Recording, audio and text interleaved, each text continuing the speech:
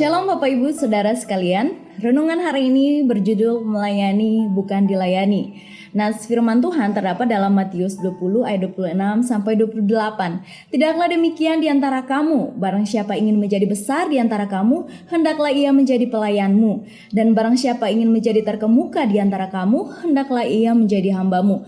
Sama seperti Anak Manusia datang bukan untuk dilayani, melainkan untuk melayani dan untuk memberikan nyawanya menjadi tebusan bagi banyak orang. Nah saudara, akhir-akhir ini kita sering mendengar istilah ada uang, ada kuasa. Istilah ini menjadi populer setelah beberapa kasus hukum yang menggemparkan seluruh Indonesia karena melibatkan pejabat atau petinggi di negeri ini.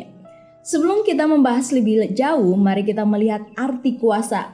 Kuasa adalah kemampuan untuk mengubah keinginan menjadi kenyataan. Sebagai contoh, orang yang memiliki keinginan membeli mobil dan mampu membelinya lebih berkuasa daripada orang yang hanya menginginkannya saja. Dari Alkitab kita tahu bahwa Allah sajalah yang memiliki kuasa yang absolut dan mutlak. Satu-satunya yang maha kuasa sebab tidak ada jarak antara keinginannya dan kenyataan. Ia berfirman, langsung jadi. Ia merancang, maka rancangannya bertahan. Kekuasaan terkait erat dengan organisasi dan institusi masyarakat. Orang-orang yang menduduki jabatan tinggi biasanya disebut sebagai orang yang berkuasa karena mereka memikul tanggung jawab sebagai pembuat keputusan-keputusan penting. Hal ini juga membuat semakin besarnya resiko bahaya jika kekuasaan disalahgunakan dengan melakukan hal-hal yang tidak baik. Dalam ilmu sosial humaniora, orang-orang atau oknum yang sering menyalahgunakan kekuasaan mengalami permasalahan mental yang disebut narsisisme. Narsisisme bukan hanya keinginan untuk terus berselfie saja. Narsisisme adalah ketidakmampuan atau ketidakmauan untuk berempati, merasa diri lebih penting dan lebih istimewa dari orang lain. Secara psikologis, mereka sedang mengalami kesakitan mental. Secara spiritual, orang-orang ini memilih mengambil sikap hati yang sengaja tidak mengasihi orang lain dan memberontak kepada Tuhan.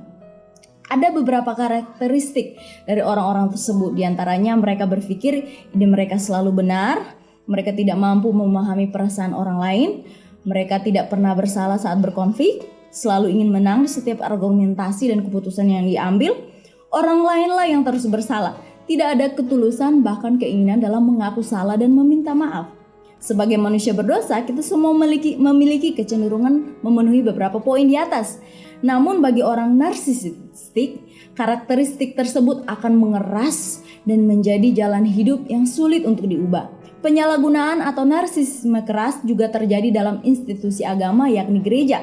Berdasarkan survei terhadap 1.385 rohaniawan di gereja Presbyterian Kanada ditemukan bahwa 30% diantaranya mengalami narsisisme keras, mengalahkan institusi militer dan kepolisian yang mencapai 20%. Alkitab pun sudah mencatat beberapa contoh orang-orang yang lupa diri karena kekuasaan. Saul dan Daud memulai sebuah perjalanan dengan baik.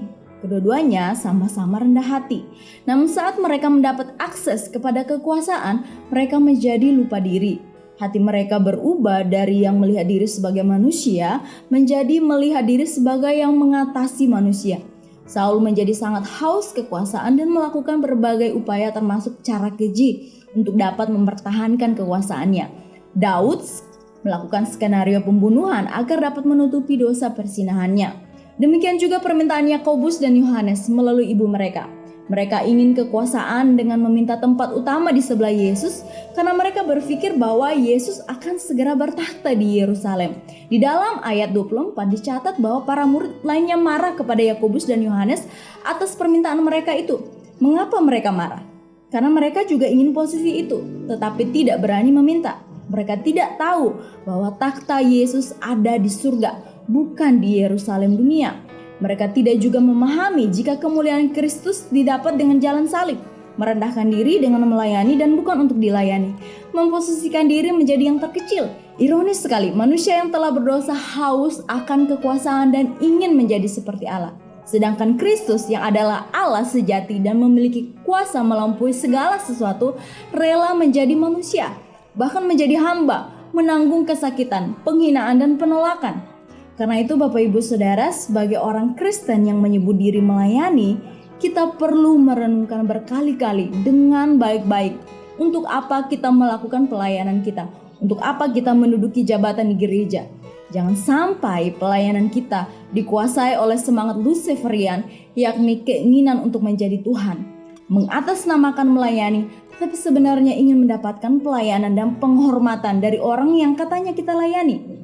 Gereja membutuhkan orang-orang yang hidup seperti Kristus, yang melayani untuk membawa orang kepada Kristus, bukan kepada diri sendiri. Tuhan Yesus memberkati. Mari kita berdoa. Kami mengucap syukur hari ini Bapa, jika Engkau Tuhan kami saja memberi contoh. Engkau adalah Tuhan kami, rela menjadi hamba.